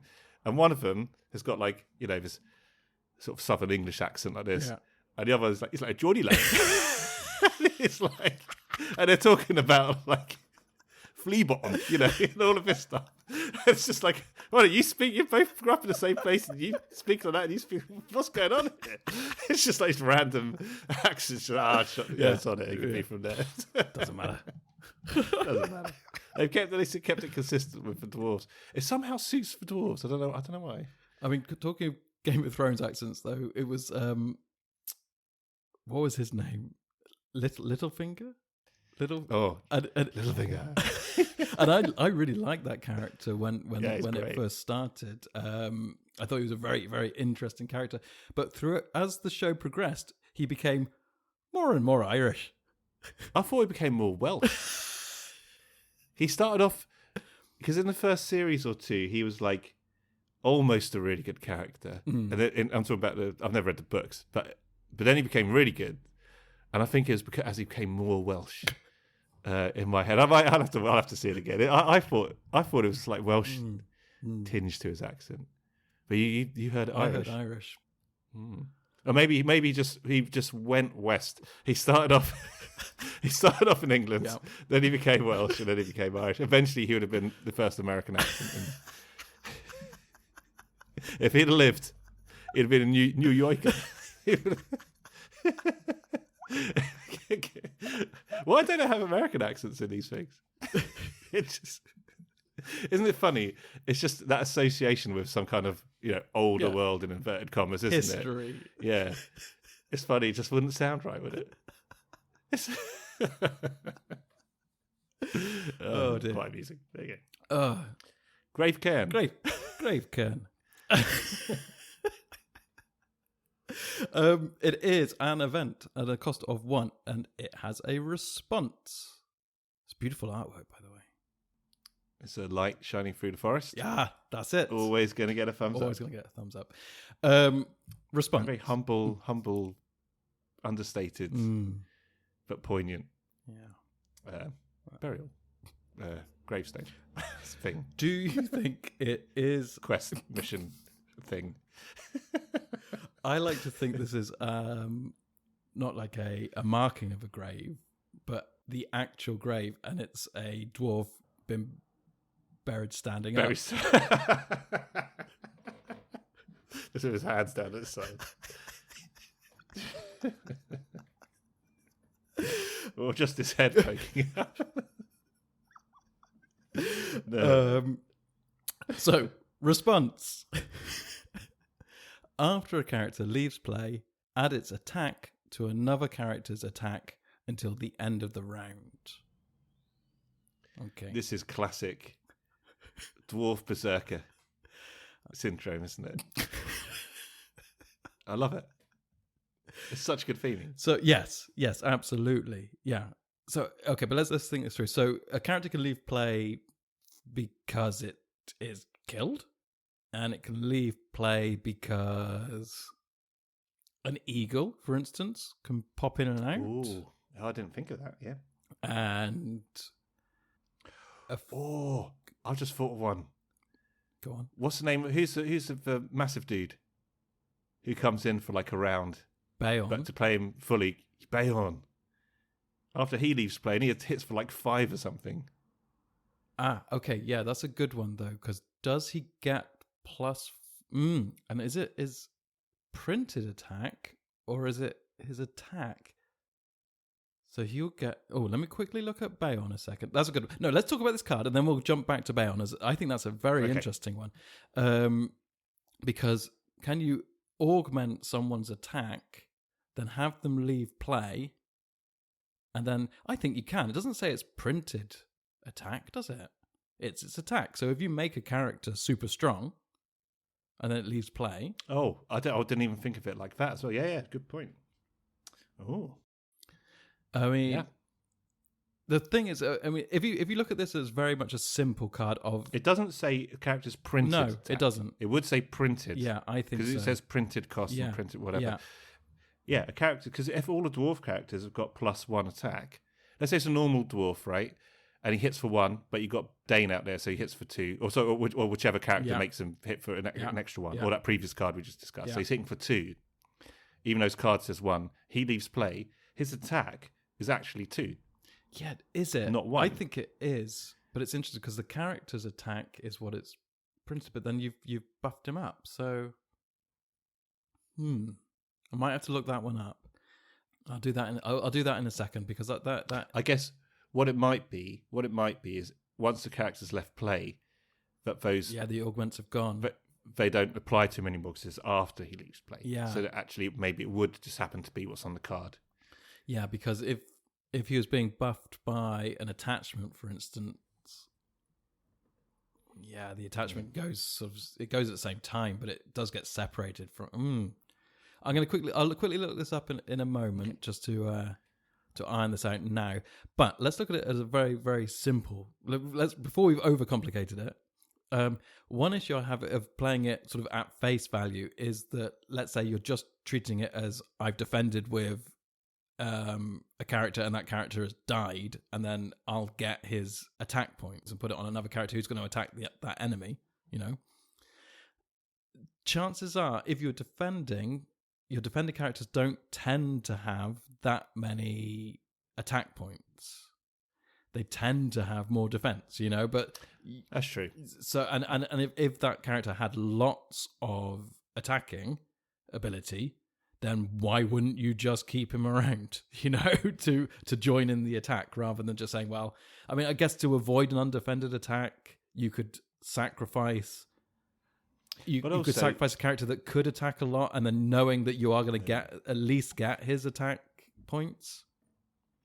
It's true, but then I've said this from the very beginning as well. Yeah, every point makes a difference or can make a difference. Yeah, so even if he attacks for 2 or even 1, that can actually be crucial to getting rid of an enemy. Yeah, no, absolutely. Yeah, so and it only costs 1. Yeah, and then of course there's kind of obvious sort of simple combos like sneak attack Gandalf in, and then because it's until there you go. Until the end, Gandalf's a good one. Well, until the end of the round, you see. So so let's say you sneak attack Gandalf in to quest. When he leaves at the end of the quest phase, you can give his attack value to another character. So that's a +4. So that's great, Yeah, massive. And basically you're doubling up your Gandalf then, aren't you? Because you're getting his 4 for questing and you're getting his 4 for attacking. Yeah, absolutely. Okay, let me just quickly look at Bayon a second. While you're looking him up, there's a quote on the card which says, "We have not the time or the tools to bury our comrade fitly, or to raise a mound over him. A cairn we might build." Went a bit Yoda at the end. That was Legolas from the Two Towers. I wonder who he's talking about. He lost a dwarf in the Two Towers in the book. Now you're asking. I really need to reread that thing. add it to your list of things to do. Yeah, it is on the list. Yeah, after watching Seed of Chucky. I think this is going to rate above it, to be honest. I'm not going to lie to you. Okay, so his Bayon, he has a printed attack of 3. There you go. Okay, and he has an action, and it says Bayon gains +5 attack until the end of the phase. At the end of the phase in which you trigger this effect, shuffle Bayon back into your deck. So you can't use it on Bayon anyway. No, because the phase will have ended. You have to wait to the end of the phase. But he doesn't leave play to the end of the phase, so how are you going to... Well, I'll tell you how, is you trigger it during... No, but that's pointless. That's why you trigger it during a different phase. But then you might as well have just, used it because you might as well... You want his +3. It's exactly. like, aha! Okay, yeah, so that's ill-advised. Yeah. It was an idea. It didn't pan out. But let me see whether or not this card works if you've buffed a character's attack. 1 second. If you what? A character's attack? Buff it. Oh, if you buff it. Okay. So hang on. Okay, yeah, no, I found it here.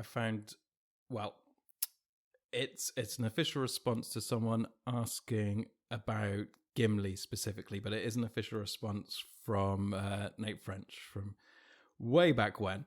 So this was the question asked, and I'll read the answer and then we can sort of discuss how this works with other forms of buffing.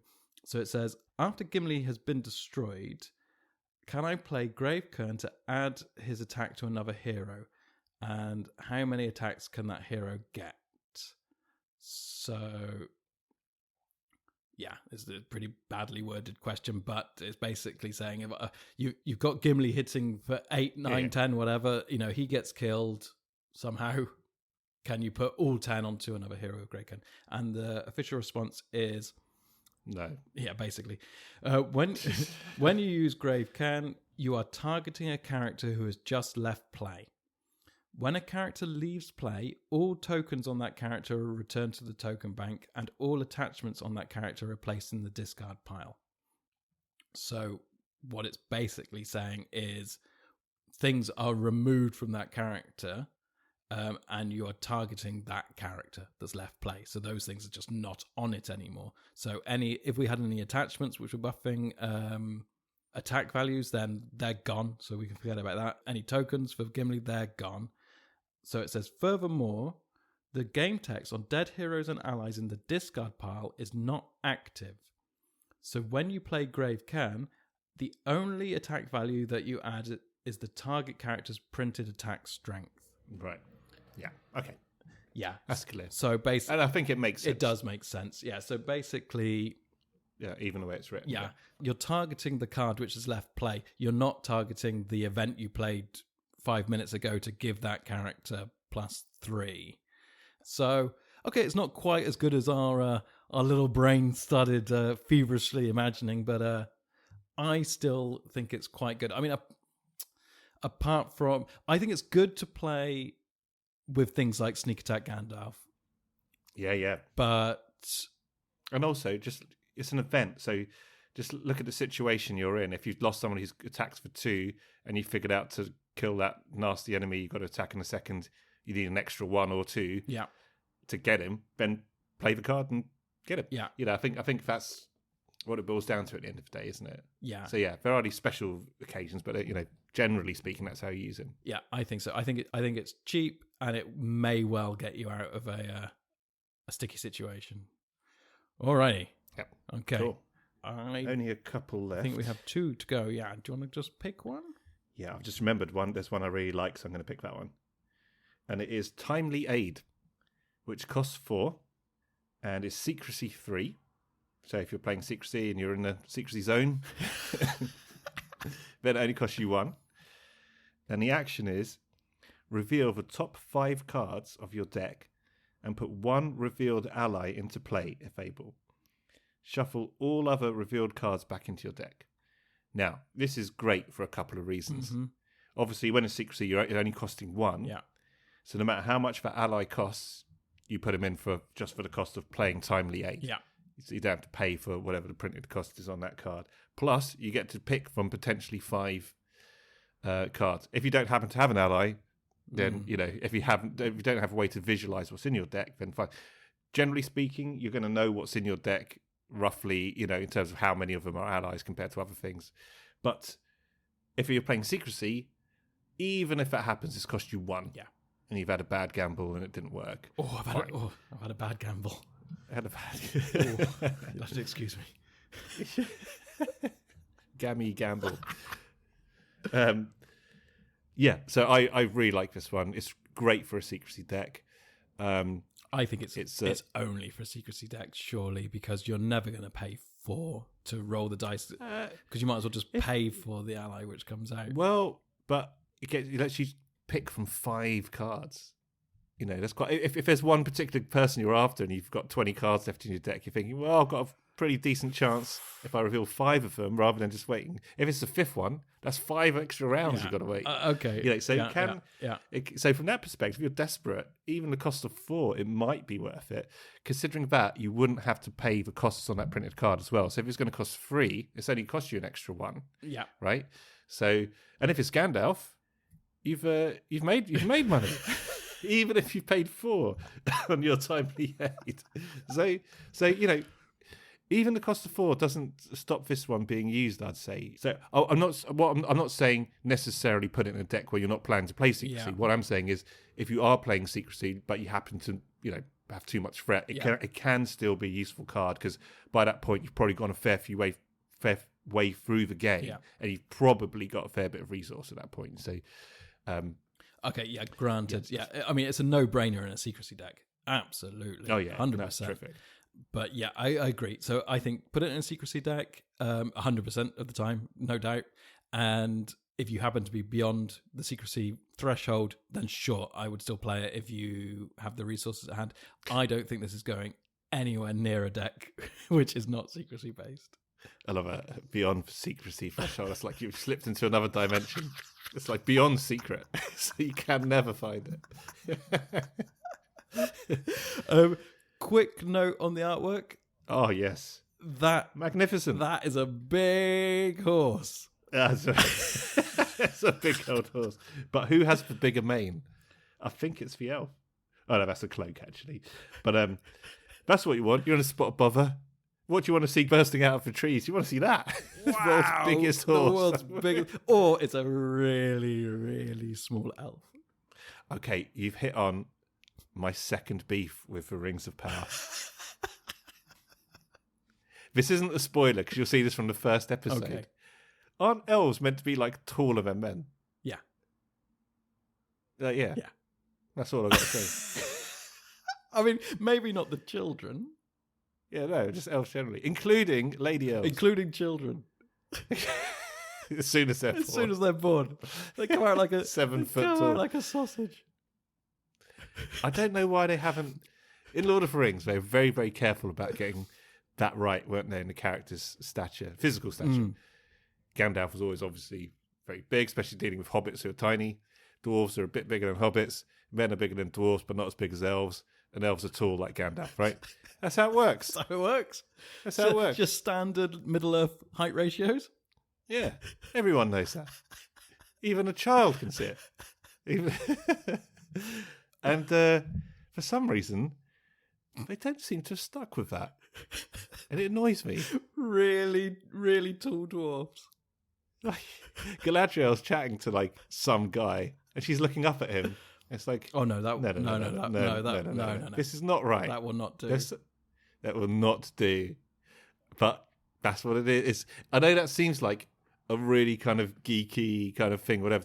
But actually, and I don't really generally care about those kind of things when I watch it. But I think it's something like that. It's almost fundamental to the, because do you know what I mean? It's like I don't know. It just didn't seem right. No. I think you're right, because it is all about that even the smallest of creatures can shape the future. You know, and height matters in Tolkien. Yes, yes. You know, but it's non-judgmental. No, exactly. It's often the opposite, right? Yeah. So and of course.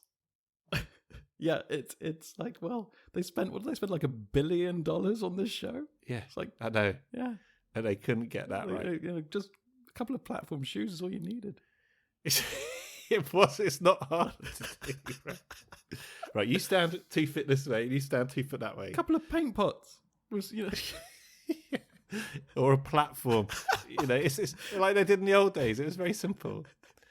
They used to do in the golden age of Hollywood. They did it all the time, especially with some of the actresses and the actors actually who a lot of very famous actors. Well, famously, very short. Famously, Bogart is one of the shortest actors leading men there's ever been. You know, and they build the sets. They build the set around him. Yeah, exactly. Yeah. He would be constantly be on a raised platform, and his leading ladies would be sort of in a trench.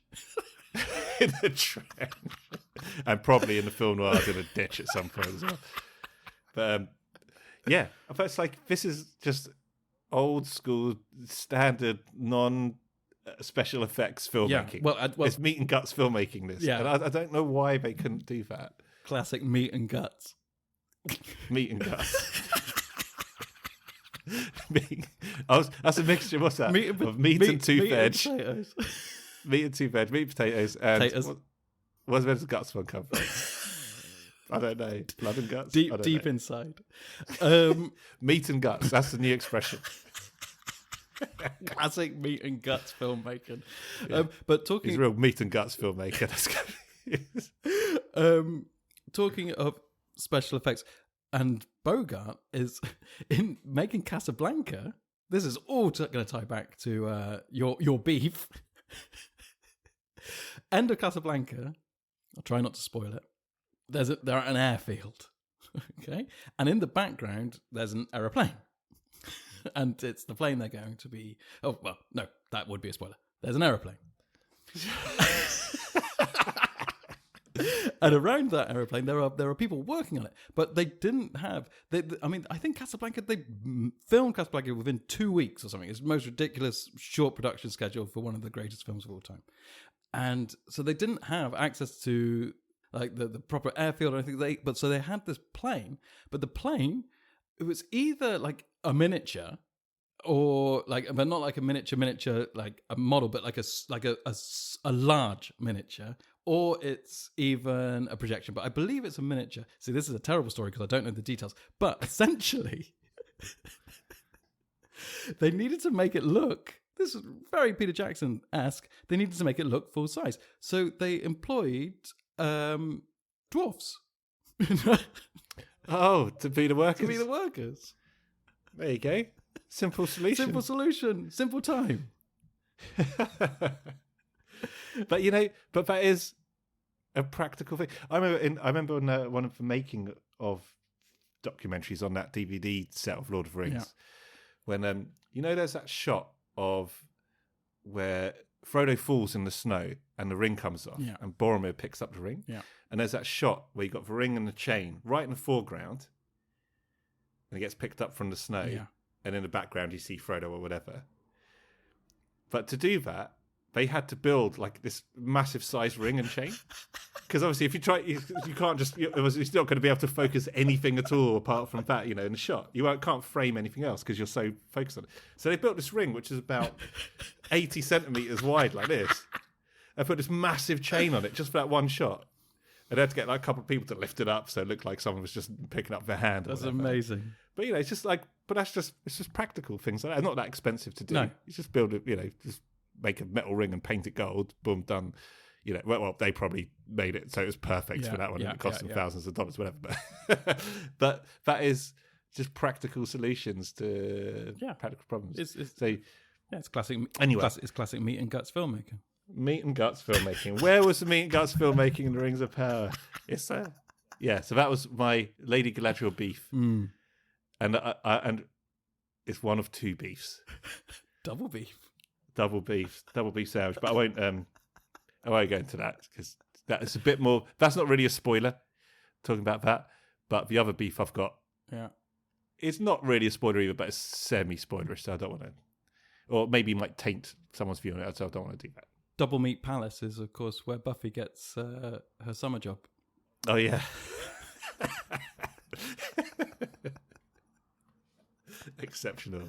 Which went perfectly smoothly, of course. Of course. Double Meat Palace. What was their speciality? It was so disgusting. It was like a pork and... Isn't it chicken and beef? Oh, I don't know. Is it chicken and beef? I don't know, but I remember the logo is like a... I can't remember. It's either a cow with a chicken's head or a chicken with a cow's head. That's right. Yeah, it's so wrong. The most untempting both thing. Work. Yeah. Oh my god. Yeah. Anyway. Okay, so timely aid. Timely aid. I don't think I've got much more to say on that. Timely aid. No. It's a cracker. Is it? Yeah. Keep it secret. Keep it safe. Is it secret? Is it safe? That was always one of my favorite. Is that in the book? Yeah. No, the second bit. What? Keep it safe? No, just keep it secret. So he says, keep it secret, keep it safe. Yeah. Then when he comes back, the first thing he says is it secret? Is it safe? In a panic. And I always love that. Yeah. I don't know. The way that kind of cycle. No, there you go. You know what I'll have to do, John? I'll have to reread that book. Answer all my own questions. I keep asking you. You haven't read the book since No, second I age just man. buy copies of it. I don't read it. Yeah. How many copies do you own? Oh, too many. 4 or 5. How many times? Four or How many five. times you read it? 4 or 5. Have you read each one? No. I basically read the same copy several times. Oh, you have one reading copy. Not on purpose. Okay. And I don't own any. No, not borrowed one. officially. Not officially. Okay. I think we have one more event. Do we? Yes, we do. We have one more event. One more.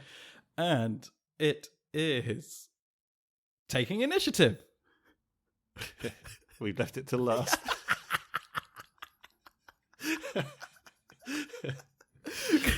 Cost of naught. Yay. It's an event and it has an action. It says discard the top card of your deck. If the discarded card's printed cost is equal to or higher than the number of characters you control, draw 2 cards and deal 2 damage to an enemy. Well, it's quite a lot to take in. Okay, so you discard the top card of your deck. If the discarded card's printed cost is equal to the number of characters you have on the table, or no, not on the table, that you control. So it's not, if it's one player, it's all your cards. Equal to or higher than. Yeah. This is junk. You know what? I've never used this. What was coming to my head just now? Yeah. When it might be useful is maybe like right at the beginning, if you've got like a horrible enemy. You know, sometimes when you do the setup, you have to put put one card in the staging area or something. Right? Yeah. I guess if you've got a way of looking at your deck, obviously this could be helpful. But yep. All I was going to say was, but the thing is, you start off with 3 characters on, and you're very unlikely to have less than 3 characters. Well, at any point, you right? say that, but actually we've just been talking about secrecy. Yeah. Yeah. So let's say you're playing a 2-hero secrecy, or even if you're Which I did all the time. very, very brave, you can do a 1-hero one. But yeah, let's say more realistically a 2-hero secrecy deck, and you could play this right at the beginning. Basically, you might not get the 2 damage to any enemy because if you are playing it literally right at the beginning, but you get a free card. You get 2. Yeah. Well, yeah. But if you put this card in your deck, oh yeah, true. But then you have to have this in your opening hand as well. Well, you could mulligan. I mean, yeah. I mean, there's taking initiative and then building a deck around it. No, but you know what I mean. Yeah. Though, if you get this card later, obviously the later you get, I guess further on you are, the less chance you have of using this. Almost certainly. I mean, but it's actually quite powerful. Draw 2 cards and deal 2 damage to any enemy undefended. Yeah, that direct. But how pretty good, often are you going to get? Yeah. I'll tell you what. I mean, yeah, we're now looking at really niche. Maybe that's why it's called taking initiative. It's taking the something. Like play it at the start and save it to the end when you do the review. That's why it costs naught. Though. It costs naught, right? It costs naught. Last week we talked. I got to be careful because last week. That's optimistic. Last episode, I'll try and avoid spoilers because it was a spoiler episode, but there was a specific infamous treachery. Oh yeah, which would essentially wipe out your entire table of cards, and if you were to happen to survive that treachery, then chances are you wouldn't have very many characters on the table. Yeah, I was just thinking that. So right at the start, or as a desperate measure, right near the end, if you've just been wiped out, basically, you need to just somehow get some cards and some damage on an enemy. Yeah. So maybe it's not a bad one, just to have hanging around because it costs naught. You know, and if you don't need to use it, fine. It could be one of those. Yeah. But then again, you'd need, one of my classic, 75 card decks or whatever to justify it, perhaps. But yeah, but it's cost naught. So yeah, like I say, I've barely played this. Yeah. So I think talking it through, I can see some ways it could work, but I'm leaning back to my gut reaction of it being junk. So thanks for listening. Yeah. ended on a real high. I think, you know what? The next time I do a secrecy deck, I might put this in just to see if it is an occasion that's useful. I think in secrecy it's definitely playable. Definitely. Yeah. But you're right. I think I missed that. Yeah, there's definitely more a secrecy card than anything else. Yeah. Alrighty. Well, those are the leadership cards from the Dwarrowdelf cycle. And actually, I mean, a lot of these I haven't played for a long, long time, but there's some really fresh and interesting cards in there. And ones that I sort of have played, but then I've now seen some different ways of, again, unprecedented for this podcast, but some different ways of playing. I like them, and you've had one of your favorite cards completely ruined for you. Yeah, I'm a little bit upset about that. Oh. The Longbeard Elder is but it's still going to be useful. I think still going to be useful, but I think. Well, I play him a lot, and I've been playing him correctly. Yeah. So okay, all right, rub it in. Jeez.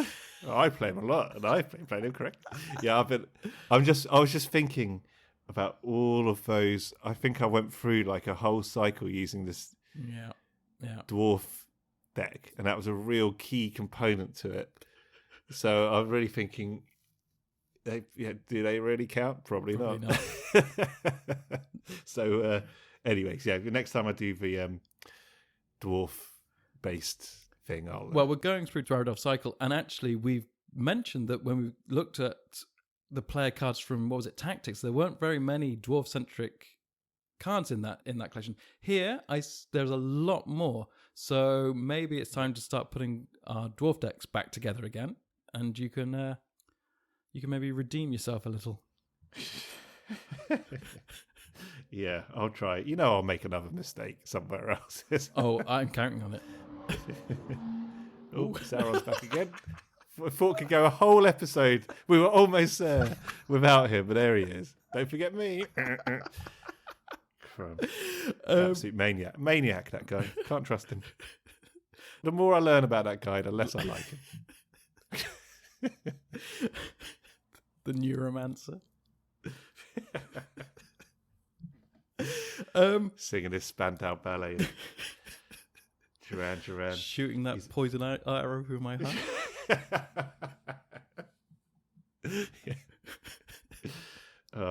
The mind boggles. Okay, right. Okay, so as this is a non-spoilery episode, we are going to have some of our regular parts of the show. Regular in inverted commas. So regular, I can't actually remember what we normally do. We have a fact of the week. Okay. Now, I was considering... fact of the week. I was considering that maybe we could rattle through a few, but... Let's do one and see how it goes. No, but that's what... Basically, I was thinking, it's not going to take us long to go through these cards, so we'll have a bit of time at the end, and I could rattle through some facts. But actually, I think we've already outstayed our welcome. So let's see, because I wanted to get away from these ones which are specifically talking about enemies from the core set. So let's see where we are up to. Go on. Okay. Read it out. I'll read it out. But okay. Question. If I cancelled the shadow effect on a card dealt to the Nazgul of Dol Guldur, is the effect still considered to have resolved, making me discard a character? Okay, no, this is how we can do these facts. We can find a way to make the question relevant. What, by changing it? Well, no, by seeing... So what is the question really asking? Okay, so basically... If I remember correctly, you have to discard a character from play when the Nazgul, when its shadow is resolved from the Escape from Dol Guldur. Okay? Oh, okay. Right. Yep. So this person is saying is when if you can cancel that shadow, has it resolved? So does he have to discard it? So basically, we can look at this as, do effects which relate to shadows, do they still trigger if you manage to get rid of that shadow card somehow or cancel it? Okay, it doesn't have to be anything. Depends. So what does resolved mean? Is the question. Let's go with that.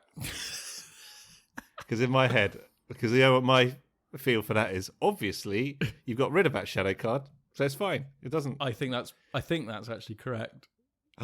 Get out! I don't know. It can't be. It's got to be worst case. Okay, what's the answer? Answer: no.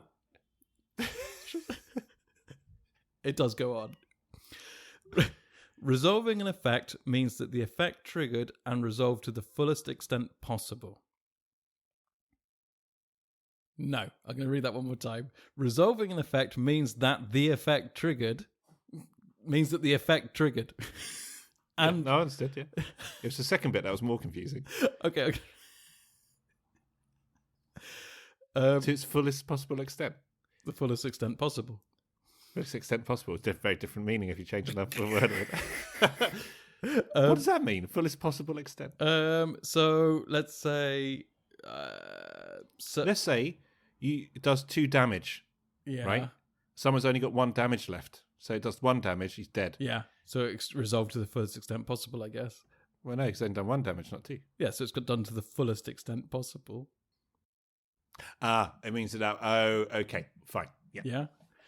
So basically, well, we're just being pedantic here. What it means is, if the shadow card actually triggers, then it's resolved. Yeah, then that's cancelled. Yeah, but if it doesn't, if you cancelled it, then you're fine. Yeah.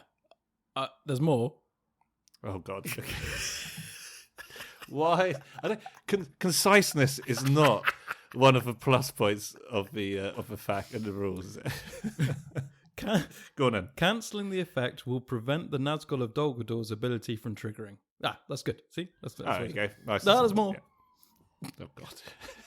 Just as if the card had no shadow effect to begin with. Yeah, because you cancelled it. Yeah. Okay, is that it? Yeah, that's it. Oh, good. So Fine. basically, I like that then. If you have a card which relates to a shadow effect, if X, Y, or Z happens, if X, Y, or Z happens in relation to a shadow card, if that shadow card is cancelled or removed, X, Y, or Z cannot happen. See, you managed to say that when you went from, instead of saying Z, you said Z, and then it all fell into place. Yeah, correct. Perfect. So that's a bit like your guys being bounced back to the staging area. If you can feint that guy or whatever, then his shadow card doesn't get turned over, so therefore he can't possibly get bounced back. If you can find a way to remove that shadow card, the only time with your guy is that actually cancelling it makes no difference because it. Now I'm going down a rabbit hole. You've answered the fact. Let's leave it. Let's leave it there. Let's leave it. It was a nice, clear, clean answer. Yeah. Don't do it to yourself. Don't start doing X, Y, Z. Don't start doing you don't need to be doing simultaneous equations to solve it. Forget I mentioned it. Okay. Yeah. Okay. We're going to do one more because I can see that the one after this goes back to talking about sort of player cards. No, forget it. Forget it. It's all over. It's all over the place. We're doing one fact. One fact a week. Yeah. Let's face it. We're going to run out of facts before the number of episodes. And it's nice to think back about. Dol Guldur. No, but I think it is useful to go, well, okay, how does that relate to other things? Because obviously this was asked during the release of the course where there was nothing else. So now it's like, okay, yeah, this relates to this, but that's actually true for many other examples. Yeah. Right. Okay, so moving swiftly away from the fact to our Share the Love section. See, it's all up there somewhere. It's all up there.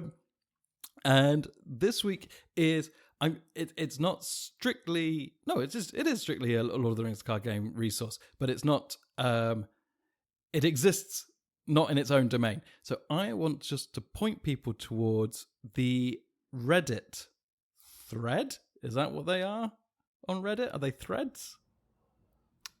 I'll go with yes. I don't know. There is a section of Reddit which is dedicated to Lord of the Rings, the card game. Now, I don't really use Reddit, but you can get to it by searching on Reddit to LOTRLCG. Now, there's two reasons why I'd like to point out. One, Reddit in general, I have found to be like the Wild West of the internet. To me, it is tends to be more toxic than even Twitter, and that's saying something. But Oh, wow. But I would say that from what I've seen in the Lord of the Rings living card game community, it's a great resource. There's lots of people involved in it there. There's lots of back and forth of helping new players. And it looks to me, at sort of initial glance, as a really great place to hang out if you are starting out or indeed just want to join another Lord of the Rings, the card game community. Now, but this particular Share the Love is I would like to share the love with a specific listener of ours, which we don't often do.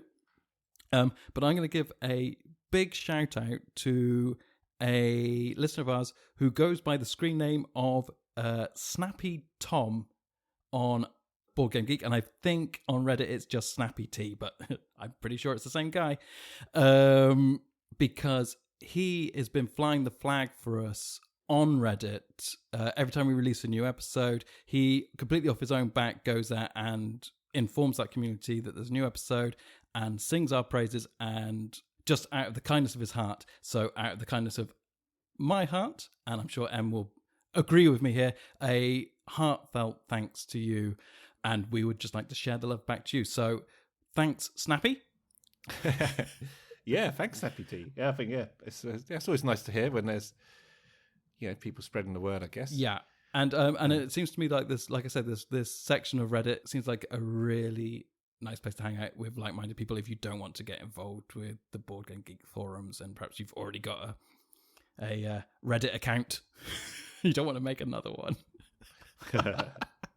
I mean, of course, there are lots and lots of fans of the show out there who do help spread the word, and I would like to say thanks to everyone, but I thought I would just like to highlight Snappy here because he really has gone above and beyond the call of duty in helping us out on Reddit.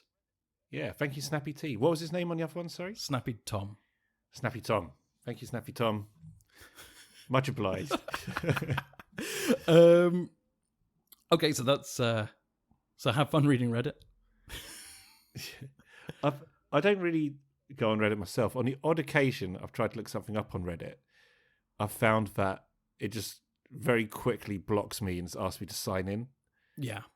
Which I find really annoying. It's just a bit like, I need to find a way around that, but I haven't managed it yet. But to be honest, I'm talking about like once every 4 months when I actually look something up on Reddit. So. Yeah, no, I tend to. I mean, perhaps I'm giving it a bad rap here because I said it was toxic, but I tend to like read it for like in like poker related things and stuff like that, and I mean maybe it's just the degenerate gamblers, which I think it depends on the forum, because many years ago, who's moderating it and stuff as well. Many years ago, there were a couple of things, posts, threads, whatever they're called, pages on I did look at, and one of them I was only looked at a couple of times because it was about the piano, just piano players. I thought, this would be a good resource. I was trying to teach myself how to play piano, self-taught and all that. And honestly, the pure abuse people would get on this thing without anyone hearing anyone else play, just making a comment, just calling each other out. I just go and play some piano and chill out or something. So what the hell are you doing? And it's because everyone had to be right, Yeah. Oh, this is the way you have to do it. No, you have to do it like this. And everyone had these really set views. I thought, oh God, this is horrific. So I stopped looking at that one very quickly. But the other one I was looking at, which was another music one, was actually really nice. And everyone seemed to be very nice to one another. And if somebody did say something toxic or bad or whatever, they get called out on it. You know, oh, you can't be part of this. Oh no, it wasn't. I'll tell you what it was. I think it was it wasn't music. I think it was the Twin Peaks when The Return came out. So it's the Twin Peaks one. That's what it was.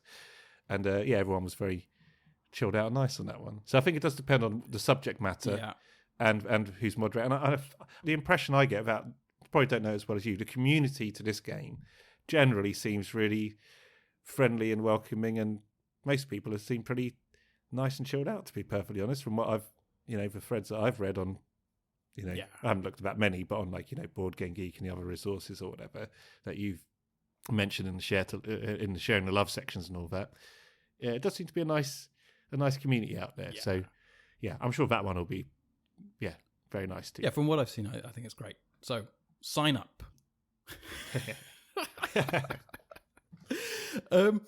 Okay. Well, I think we better wrap things up. It is great to be back. If you would like to get in contact with us before we record again, you've got a good chance. There are a few ways you can get in touch with us. You can get in touch with us via Twitter. I mean, as I've said many times, we really do not post anything there apart from when a new episode comes out. But if you do at me, I will respond. And that is at Late of the Rings. You can email us directly, which is lateoftherings@gmail.com. And as we've mentioned several times, there is the Board Game Geek thread, which, as ever, there will be a link to in the show notes. So, with that, as I say, it's great to be recording again. And we hope. There's always hope. Fool's hope. To record again relatively soon. So, thanks once again for listening. And until next time, take care out there. And goodbye. Bye.